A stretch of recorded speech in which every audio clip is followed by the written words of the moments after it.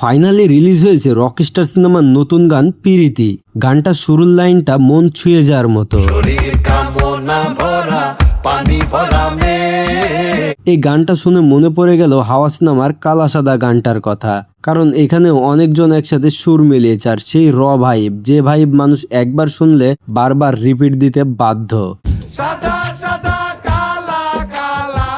সাদা কালা গানটা ভালোই ভাইরাল হয়েছিল, তাই আশা করা যায় এই পিরিতি গানটাও ভাইরাল হবে।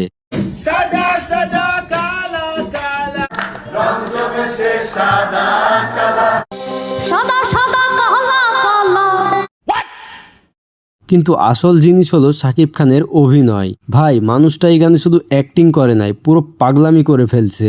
কখনো রেগে যাচ্ছে, কখনো চিৎকার করছে, আবার কিছু সিনে মনে হচ্ছিল সে ভেতর থেকে পুরো ভেঙে গেছে।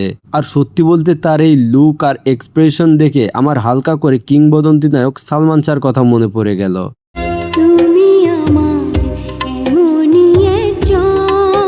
যদিও সালমান শাহর অভিনয় ছিল শান্তময়ী ইমোশনাল পাগলামি, কিন্তু হাজারবার দেখলেও কখনো বোরিং ফিল করবেন না। যারা সালমান শাহ ফ্যান্স তারা অবশ্যই চ্যানেলটা সাবস্ক্রাইব করে দিবেন। ঠিক আছে। পিরিতি গানের একটা সিন আমার সবচেয়ে বেশি নজর কেড়েছে।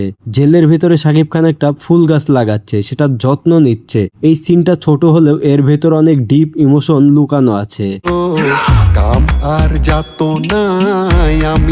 পুরো গান জুড়ে শাকিব খানের চোখে একটা ভয় দেখা যায়, এবং ভয়টা ভালোবাসার মানুষকে হারানোর ভয়। তার অভিনয়গুলো এতটা নিখুঁত যে একবার দেখে আপনার মন ভরবে না। আর এই গানের প্রতিটা লাইন কথা একদম মন ছুঁয়ে যাওয়ার মতো। আমি জানি না এই গানের কোন লাইন বেশি ভাইরাল হতে চলেছে, তবে এই গানে আমার ভালো লাগার লাইন পিরিতি জানে